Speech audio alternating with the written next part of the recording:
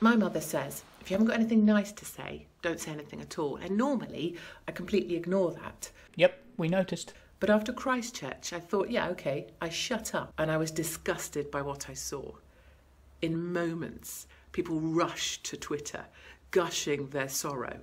That's because humans tend to get upset when other humans die. I know that might be hard for you to understand, Katie, but it does happen. Blame, of course, immediately. Anybody, everybody. Really, Katie? Are they blaming everybody and anybody, or are they specifically blaming those who target Muslims? Because I think they're specifically blaming people who target Muslims. Now, I don't know why you might want to defend these people, but I'll just leave that up to whoever's watching.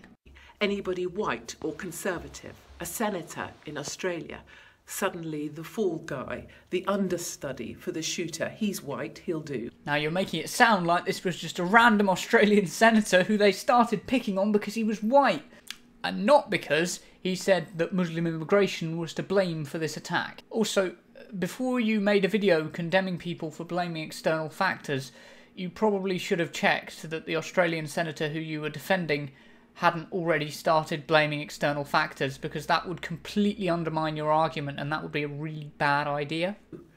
Blame Facebook. Even though people choose to watch that stuff, there is still a thing called personal responsibility. Yep. I really hate it when people blame an entire group for the actions of a tiny few and scapegoat that group. I just really hate it when they refuse to take personal responsibility into account and they just kind of tar everybody in that group with the same brush. Isn't that awful when people do that? I really hate that.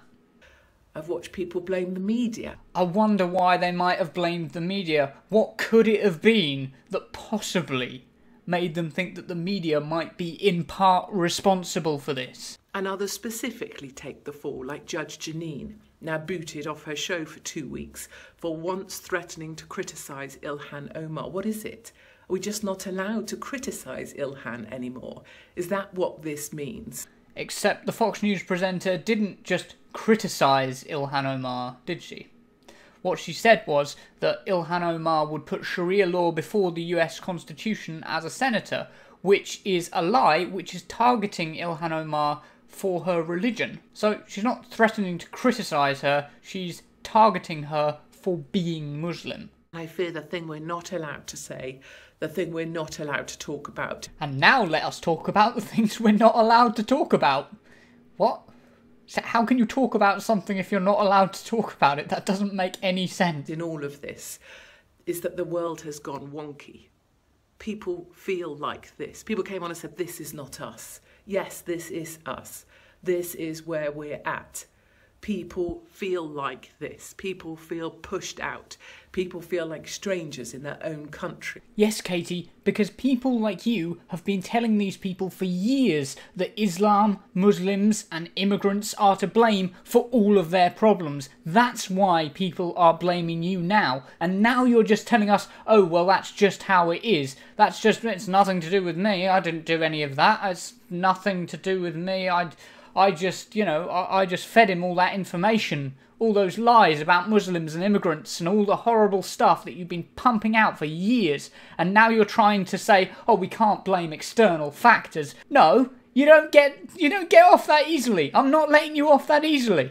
There is a hot lava layer of absolute frustration waiting to explode. Waiting to what? Sorry? Waiting to explode. Waiting to explode. Explode. Like an atom bomb. Explode. Oh no, the poor white terrorists. They're just so built up with emotion that they're going to explode like a lava. They're going to explode if you don't let them have their way. Don't let their white feelings get hurt, or they might just explode. I'm sorry, Katie. Also, what were you saying a moment ago about, personal responsibility? There is still a thing called personal responsibility. Yeah, one more time. What was it? Personal responsibility? There is still a thing called personal responsibility. But why doesn't that apply to the white people who are letting their feelings explode?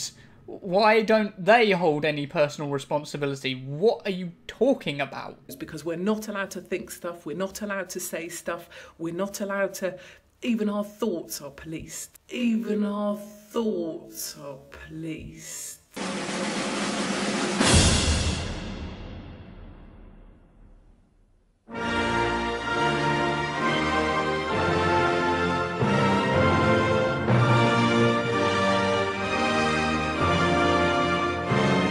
Oh yeah, and this whole my free speech is being suppressed, which it isn't, is actually an old fascist tradition that was actually used by Hitler himself, and, no joke, by the British Union of Fascist leader Oswald Mosley, who literally said he was all about defending free speech, just like, you know, Katie Hopkins is. And I did that with the Black Shirt movement, and I'm proud to have organised and led the Black Shirt movement to restore free speech to Britain. Look, we're not limiting your free speech, Katie. You can spout whatever bollocks you like. I don't care. However, that doesn't entitle you to any platform, nor does it mean that I can't criticise you, because I'm going to criticise the hell out of you. It's going to happen. I'm sorry. I'm not sorry.